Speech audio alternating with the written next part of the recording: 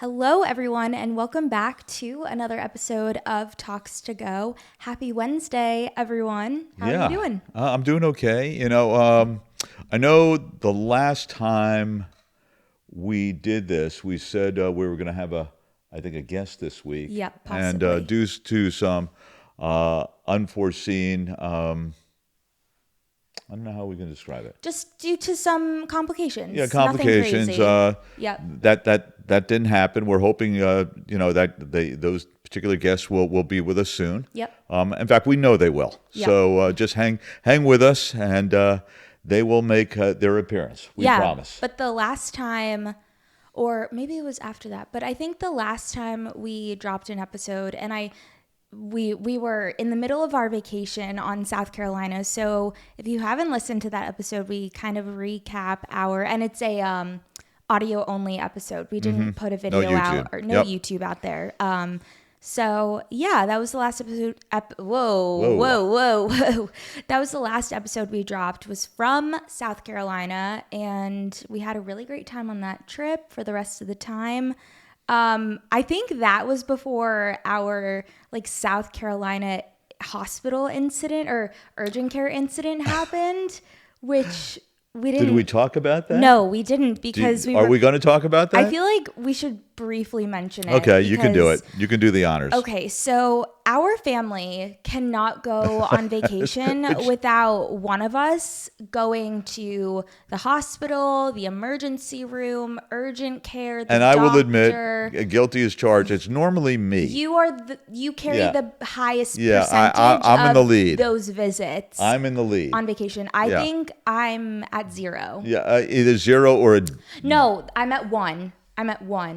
It's when we went to Jupiter, Florida, and this there were wasn't nuts even, in your salad.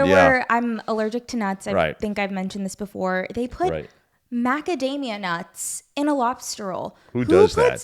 Who does that? Who puts macadamia nuts in a lobster roll? Only in Jupiter, Florida. And when I was younger, I was definitely a little more I was not as cautious as I am now with my allergy. And at this point, I'll tell the waiter 99.9% of the time that I have an allergy, and I just didn't then, because who would think that there were nuts in a lobster roll? So I had to go to urgent care and get a shot of it was probably epinephrine or Benadryl or something in my butt. So that was really nice. So I carry it at 1. Right. I don't know where mom sits, but you definitely have the highest. Yeah, I think I'm in the lead. Yeah. Yeah. So we decided, or I found this really cool espresso martini bar in South Carolina. No, it was Wilmington, North Carolina. Oh, it was North Carolina. Wilmington.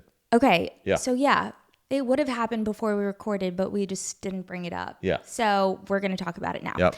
So it's called Concord. Yeah, I found this really cool espresso martini bar called Concord Espresso, and it was in a little bit above the downtown Wilmington area in North Carolina.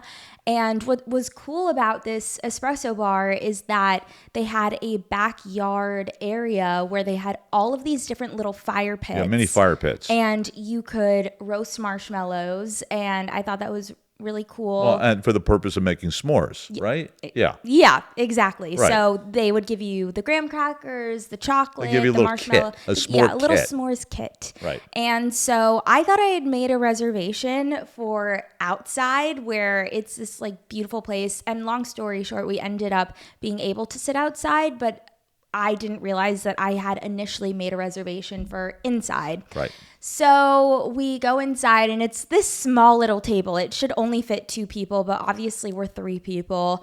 And so we were like, oh, but we really wanted to, do the marshmallows, and didn't think we were able to do it inside. Little did we know they could bring in a little mini portable fire pit. Yeah, little mini makeshift I don't know if I call it makeshift, but a little mini fire pit. Yeah. So we could do our s'more thing. Looking back, the table was, it was a small table. It was a small table. And this little fire pit took up probably a third of the table. Yeah.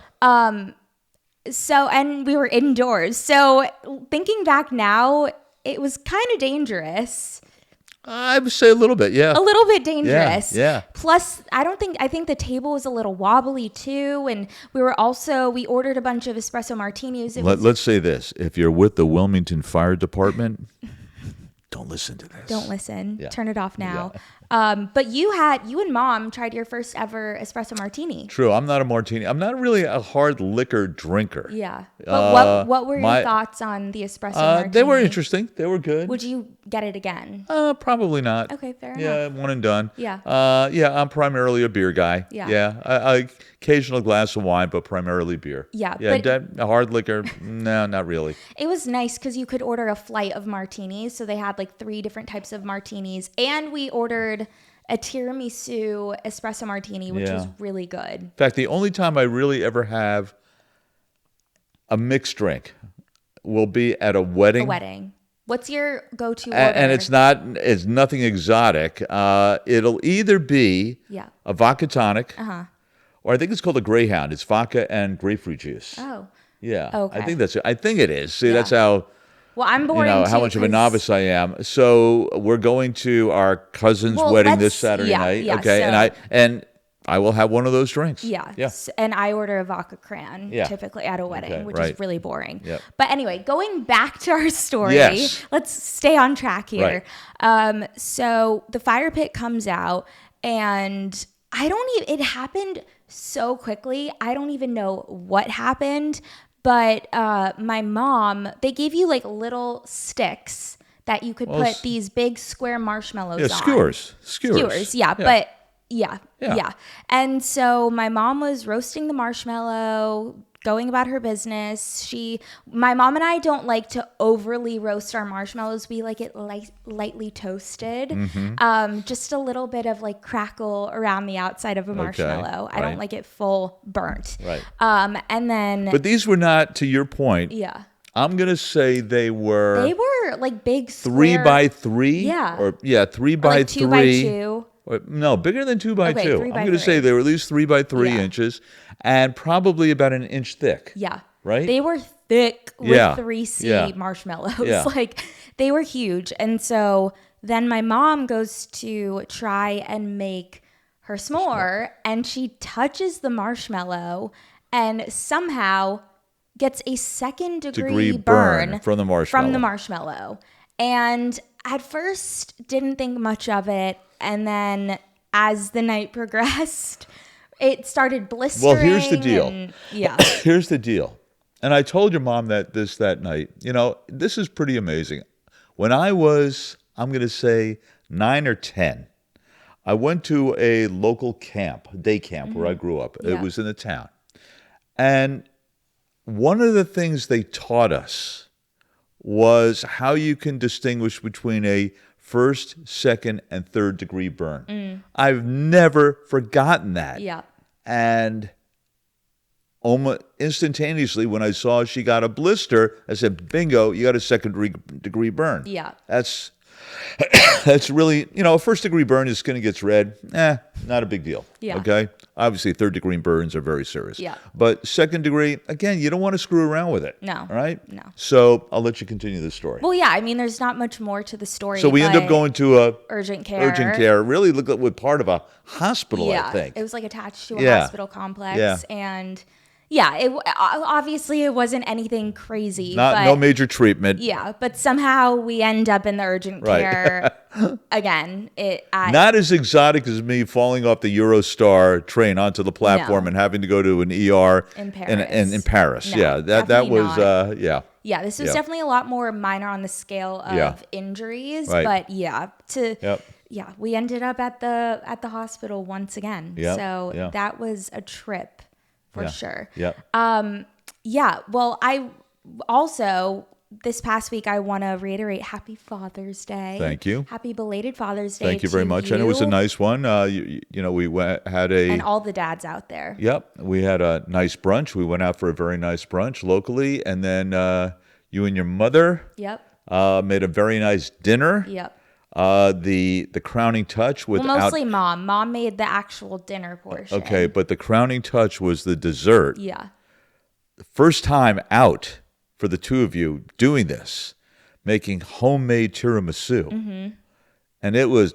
Chef's kiss. Hope you guys get the sound effect. It was so good. Magnifique. Yeah. It was terrific. In fact, we still have some. I had a little bit just at lunch today. Yeah, no, it was really good. Really good. First, and when Mom and I got home, because we love to say you're a very nosy person, and you're very hard to hide gifts from, or just buy gifts for in general. Like we always struggle knowing what to get you, and so when we got home, you decided to go upstairs and watch baseball or something. And we were like, honestly, thank God he's upstairs so he doesn't ruin the surprise, to the point where we had to figure out how to put it in the fridge and hide it, because I don't even know when you made it.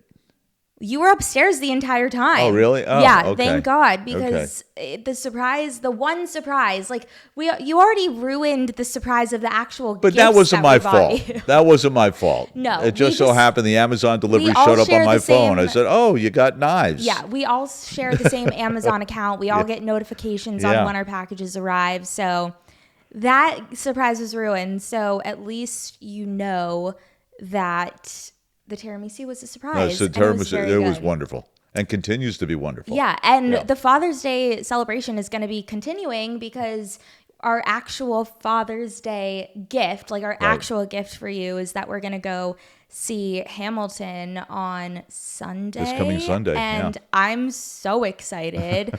Unfortunately, we're not seeing it with Leslie Odom. All of those performances were sold out, especially after the Tonys. But I'm so excited. That's okay. It's been a long time coming. We're going to finally be in the room where it happened. You know how much convincing it took me to take you to go see Hamilton? Yeah. Years. And I'm actually shocked that we're going. And I can't wait for us to step out of the theater once it's done, and for you to say, okay, Jill, you were right. Okay.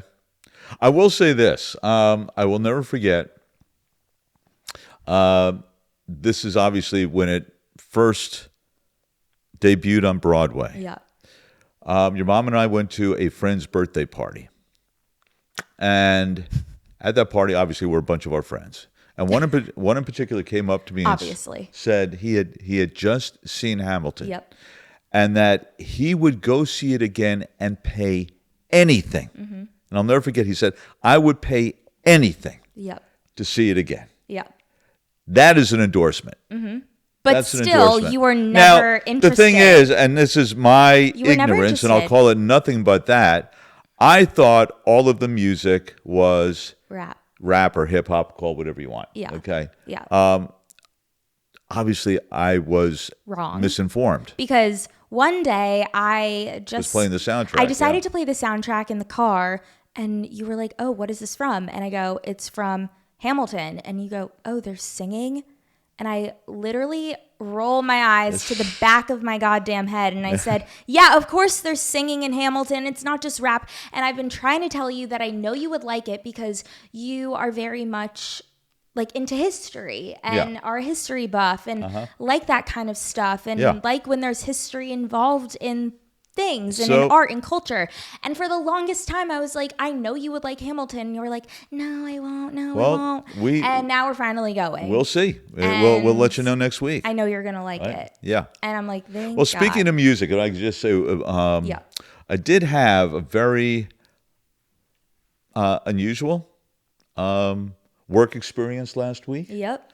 For the third year in a row, I was very honored and fortunate, privileged, to be the live announcer at the National Music Publisher Association's annual meeting that took place at Alice Tully Hall in the iconic Lincoln Center in New York City. And I'd done it, like I said, this is my third year in a row. The first couple of years, they had some musical guests, Luke Bryan, Brandy Carlisle. Ingrid Michaelson.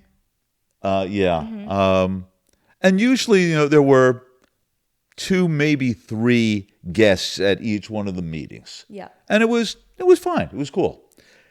This year, and I think maybe looking back now, and I think the reason why they had this star-studded lineup, I think they were celebrating, I think it's the 25th anniversary. I think it was the 25th anniversary. Okay. Anyway, Who did they have? Let's say who did they not have? They had, in no particular order, okay? Casey Musgrave. Yep. Gracie Abrams. Yep. Thomas Rhett. Yep. Leon Bridges. Yep. Aaron Dessner. Yep. Veda, who was a TikTok 14-year-old girl, and her dad. Yep. Am I missing somebody? Well, they were honoring Thomas Rhett's dad, right? Rhett Akins. Yeah, and I'll tell you a very funny story about that. So, a couple of funny stories. But all is that to say, it was a very impressive lineup. And me being the fan of pretty much every single person on that lineup, I was so jealous. I was like getting nonstop texts from my dad being like, oh my God, Casey just walked by me. Oh my God, Gracie just walked by me. And I'm with Gracie, joking? When Gracie walked in, I'm backstage, I'm in the wings, stage right to be exact. Gracie came in with her entourage, and she said hi to me before I even said hi to her. Yeah. But what was even cooler, after she had done her sound check, and she's walking off stage, I said to her, and I meant it genuinely, I said, you sounded great. She said something like, oh, you're so nice, and she gave me like a little jab in the elbow. Yeah. No. So I actually touched Gracie Abrams. Little elbow. Yeah, little elbow high five. Yeah. No. Kind of cool. And just, being a huge fan of Gracie and, seeing her through social media and everything, she just seems like the loveliest person. She is. And just so bubbly and like a breath of fresh air. And from what I saw on social and when you texted me, like her sound check, a video of her sound check and her actual performance, I was like, oh my God, this is one of the best performances I've heard her sound, because I've seen videos and clips, obviously, from her being on tour with Taylor, and she sounded absolutely incredible. She was very good. Yeah. She was very. You mentioned Thomas Rhett's dad, Rhett Akins, who, again, I'm not a big country guy, I admit that. Apparently, Rhett Akins is a legendary songwriter, and he was being honored, and he made a speech, and he forgot his speech was on his phone, and he lost his phone. That's crazy. So he came to the podium, and he did it extemporaneously. And what word is that? Extemporaneously, or off the cuff. That's such a big word. and it was great because it didn't come from the phone; it came from his heart. And he started to cry. He got choked up. And when he came off stage, he was talking to one of his son's bandmates. Yeah. And I went up to him and I said, I just want to let you know, I thought your speech was great. And I shook his hand. I said, I lost my damn phone. I said, the heck with the phone. You killed it. It really was great. Nailed it. Yeah. It was really cool. Really cool. Yeah. Yeah. Nailed it. So it's fun, for me, it's fun seeing the artists in a different way. In a different light. Yeah. It really is. Yeah. Did you... Obviously, I'm a huge fan of Casey. Went to go see her at a concert in Dallas. I'm a huge fan of Gracie, and she was there with Aaron Dessner. And I told you that Aaron Dessner was a big factor in writing a lot of songs with Taylor and Gracie and a bunch of other artists. And obviously, I'm like such a huge Taylor fan, so that was insane for me. And I love Leon Bridges. I remember hearing him for the first time, and he's incredible. And I don't know Thomas Rhett's music as much, but from sort of, seeing them and like quickly meeting them and hearing them, did you become fans of them? Like, would you go out of your way to listen to their music? I'll be honest enough to say no. Only if I play it in the car. Yeah, which I do. No, it wasn't. First, it wasn't a big enough. I did the one song that Leon Bridges sang, and don't ask me what it was. He sang Casey Musgrave's song. It was great.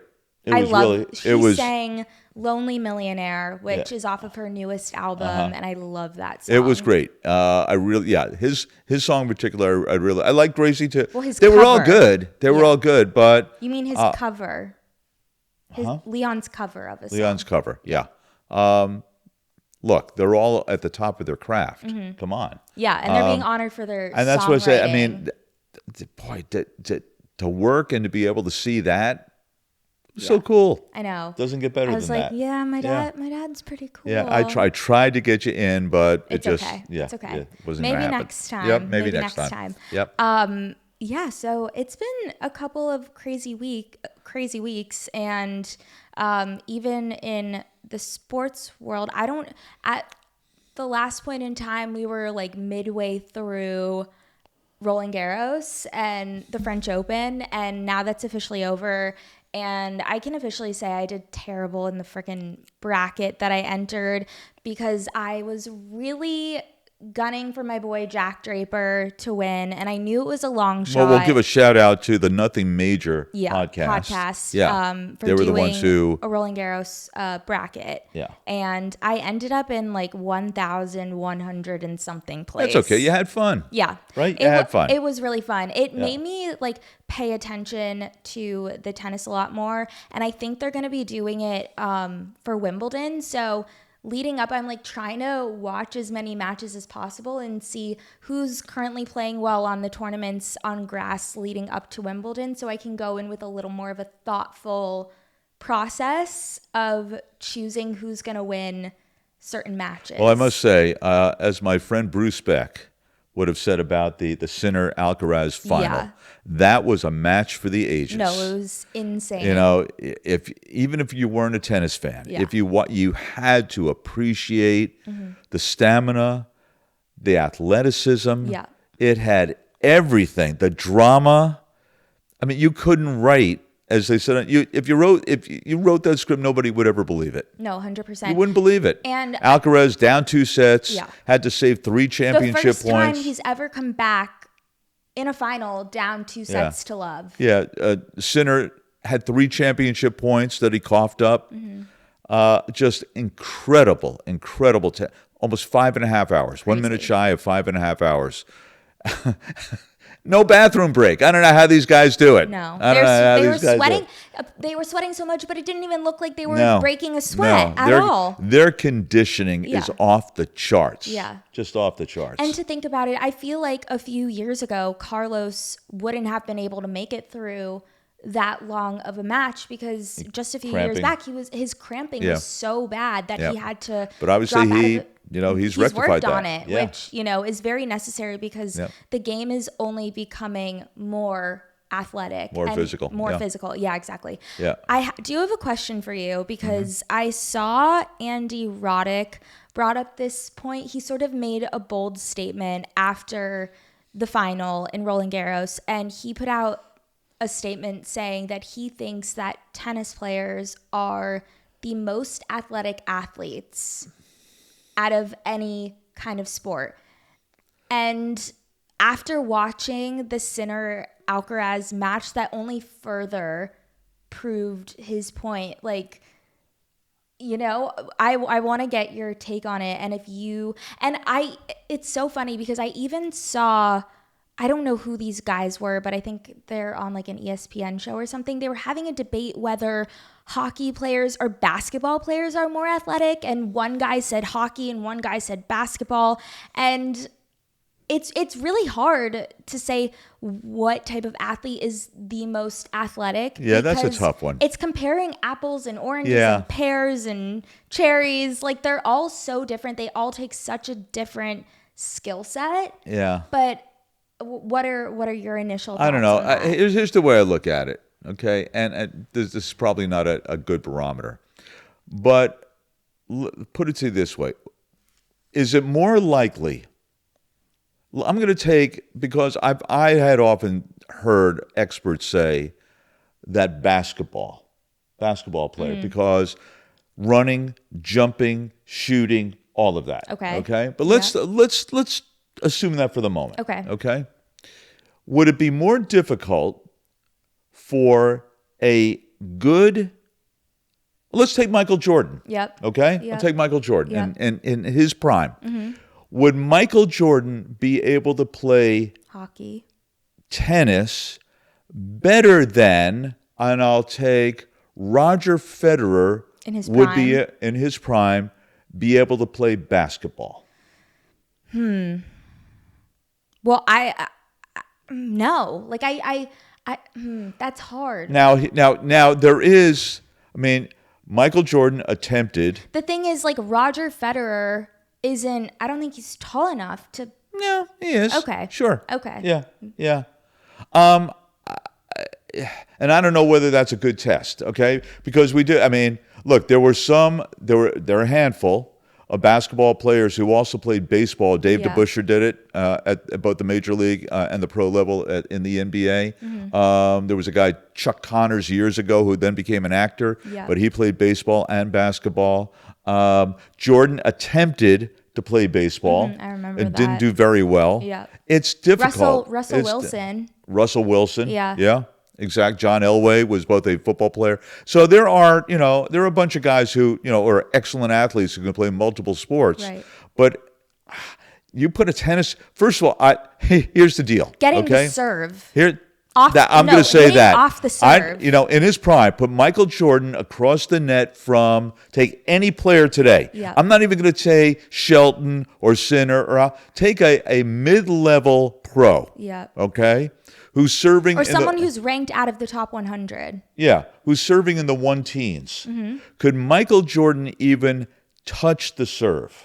Maybe forget about let's say he got 5 serves, maybe he touches 1. And I'm saying just touch it. Yeah. Touch it. I'm not saying return it. No, I know. Right? Yeah. I'm not saying when we had Chris Russo on, okay, the Mad Dog. Yeah. I asked him a question as to whether, and I forget who the tennis. I know it was Mason Miller, who's a fireball reliever for the Athletics, who hit 102, 103 on the clock, on the speed gun, and I forget who the tennis. I think it was Ben Shelton. I said, which of the two would you find more difficult to do? Yeah.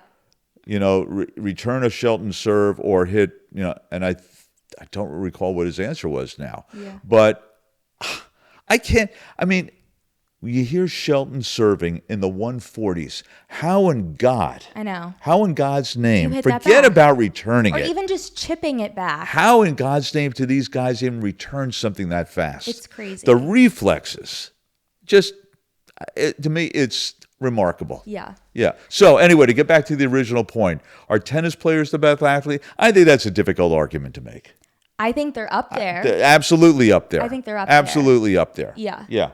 I agree. It's also, there's a lot of hand-eye sports out there, and I feel like with any athlete who's at the top of their game, obviously they have like huge athletic genes within them, and you probably can think like, oh, growing up in their childhood, they played a bunch of different types of sports before they decided to really hone in on their one craft and their one sport. So yes, I feel like they could all moderately attempt to play each other's sport in some capacity, but not be just as good as their main I think, sport. and I don't know whether he's ever played it. I'm sure he did as a kid. And maybe I'm thinking this because he's European and it's much more popular there. But I would think that Alcaraz could probably be a good soccer player. No, and there's been videos of him. Yeah. Like a lot of the tennis players, they all play soccer, especially a lot of the European players. They're quick. For most of them, they're quick. Feet. Yeah. Yeah.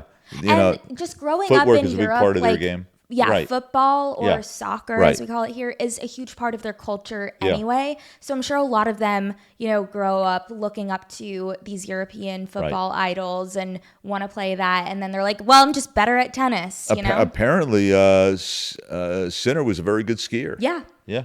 Very good skier. Yeah. And that's why he's really good at sliding and maneuvering the courts and everything. Could be. It translates. Yeah. For sure. Yeah. So before we get into obsessions, is there anything else you wanted to touch on? Oh, one thing. Okay. Yeah, one baseball thing. Okay. Of course, as a San Francisco Giants fan, like most baseball fans, I was absolutely gobsmacked when the trade went down this past week. I know very few people who listen to this give a damn. But for any Giants fan, the fact they got Rafael Devers from the Red Sox for Kyle Harrison and Jordan Hicks and a couple of prospects. Oh my God, I can't wait to see him in the lineup. When just is can't. that happening? Any day? I say starting tonight. Ooh, Starting tonight.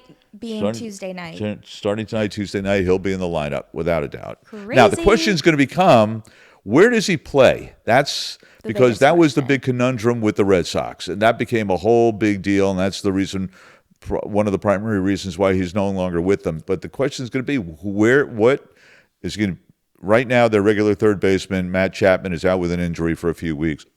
They could plug him in there. They've been using Casey Schmidt, but they could have put him at third. There's talk about putting him at first. Now, he didn't want to play first for the Red Sox when their regular first baseman went down. He said, you guys said I didn't have to use a glove for the rest of the season. I'm not using a glove. Will he have a change of heart with the Giants? That remains to be seen. Drama. Or will he just be a DH? We shall see. Regardless, I'm happy we got him. Now let's see what happens. Yeah. Where are they stacked in their division? As of right now, as we record this, they are in second place in the NL West behind. Yeah. So they're having a very surprisingly good season. Nobody thought they would do this well. Yeah. Nobody. And it'll be interesting to see how they progress for sort of the second half of the season with him coming in. Yeah. So looking forward to that for you. It should be fun. And what makes it really fascinating is the Red Sox play in San Francisco against the Giants this coming weekend. Oh, wow. A little bit of drama. Couldn't write that yourself if you exactly. tried. Yeah. Yeah, a lot of sports these days are writing themselves. So very cool. All right, should we get into obsessions? Sure, go for it. Do you have one? You go with yours. I can't. Because I have one. You do have one? Yep. Okay, so my current obsession is Love Island. Haven't you done this in the past? Hasn't Love Island been an obsession? I'm sure that's not to say you can't continue to be. No, but I think that was a year ago because Love Island only just restarted up now. Okay. And now we're in the thick of it. Both Love Island USA and Love Island UK are playing simultaneously as we speak. Obviously, if you're an avid Love Island watcher, specifically USA, last year was an incredible season, and I think a lot of people were nervous about how this season was going to play out, and I think it's playing out pretty fantastically. We've got a bunch of amazing characters, and I love that a lot of the US is involved in this conversation. I wish, Dad, I'm listening. Go ahead. I wish you were watching this with me. Although I will say there are a lot of scenes that I don't ever want to watch with you live. I know we've had this discussion before on what is appropriate, but what is comfortable and not comfortable to watch with your dad. I don't think for certain things on the show I would be very comfortable watching with you. So maybe it's for the best. But yes, Love Island USA is living up to my expectations at the moment. Love Island UK is a little bit of a slower start, so I'll be curious to see where that goes. But right now I'm loving Love Island USA. I count down the hours every morning until it gets put on at night. So I'm very much looking forward to seeing how the rest of the season plays out. Okay. Yeah. I've got somewhat of an obsession, and it's a very different one. It's not a drink. Food. It's not a food. Thank God. It's not a TV show. Okay. It's not a movie. Okay. Is it an inanimate object? Partially, yes. Partially, yes. Okay. Should we do 20 questions? No.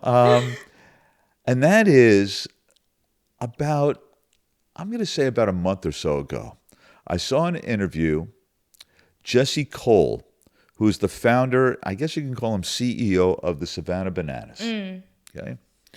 And I really admire this guy. What he has been able to do with this team, I mean, it's nothing short of miraculous. Mm-hmm. Playing in front now of crowds in major stadiums throughout the country. At Clemson, they had 81,000. They drew 67,000, I think, down in Raymond James Stadium in Tampa. I mean, they're just killing it. Mm-hmm. They're going to play 2 dates in Yankee Stadium. We tried to get tickets, but it doesn't look like it's going to happen. Anyway, can. I really admire this guy. One thing that he said just resonated with me. And one of the practices he said he does every day, and he's been doing this for years now, is on a daily basis, he will handwrite and send someone a thank you note. Interesting. Yeah. Yeah. And I said, in this day and age where most what if of he doesn't have someone to thank that day? Well, no. Well, you can always find somebody to thank. That's very okay. true. It doesn't have to be a major thank you, right? Yeah. Or it doesn't even necessarily have to be a thank you. But that to reminds send me of Jimmy Fallon when he does his right. thank you Exactly. notes. Yeah. Yep. Yeah. Exactly. But the point is, in this day and age where most of the communication is done via either email or text, right? I said, this could be a way in which I'm always looking for ways for, from a business standpoint of, how should I put it? Separating myself or just, having people pay a little bit more attention or, keep myself a little bit more top of mind.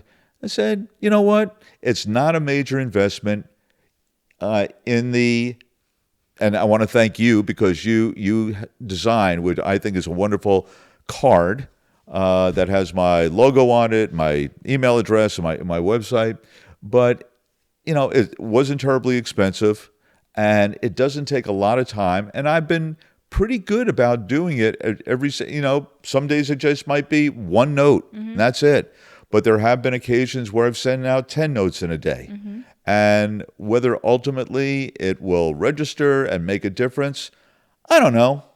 But it's something Who's to different. say? It's something different. Who's to say? I'd like to think people appreciate the effort. Because it does take more effort than sitting at a keyboard and typing something out and hitting send. So, you got to handwrite it. And who also writes handwritten notes a lot? Who's that? Taylor Swift. Oh, yeah? I will say this, that... And it does make an impression on me. I've been very lucky over the last many, many years to be the PA announcer guest speaker at Bruce Beck's sports broadcasting camp. And every time when I leave, he hands me an envelope and there's a handwritten note. Yeah.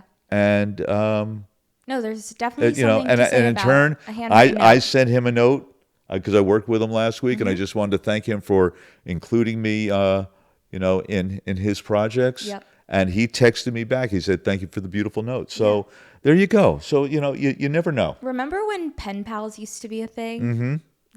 Yeah. You think that's still a thing now? I don't know. I don't know. There is definitely something to say about a handwritten note when it just comes from your own pen and everything. The one thing though in that regard is over the year, I used to, when I was a kid, I had pretty good penmanship. And I will say over the years, Sloppy. it is definitely deteriorated. So it's the point now where the notes that I write are, I'll call them block. It's not cursive. It's not script. It's print. My print is not anywhere nearly as pristine as yours. You should just ask me to print it for you. No, that's okay. It's got to come from me. So it reflects my personality. Yeah. But that's the only thing I regret. My handwriting has gotten, and that's sad. But well, sometimes mine is ugh. It no, just but depends yours on is the day. Your notes are amazing. I mean, God, really. It depends on the day, honestly. If my hand's feeling lazy or if Okay. I wanna, I got different types of fonts for however my hand is feeling. Right. So that's my latest obsession. All right. Are the hand. That's a very the handwritten sweet notes. obsession. Yeah. And I'll take it. Okay. All right. Cool. So anything else before we sign off? No. Looking forward to Hamilton. Yep. And we'll give you guys an update. The update and the report after we see it. Mm-hmm. And that's about it. All right. And we'll talk to you guys next week. All right. Bye. Take care now. Bye-bye.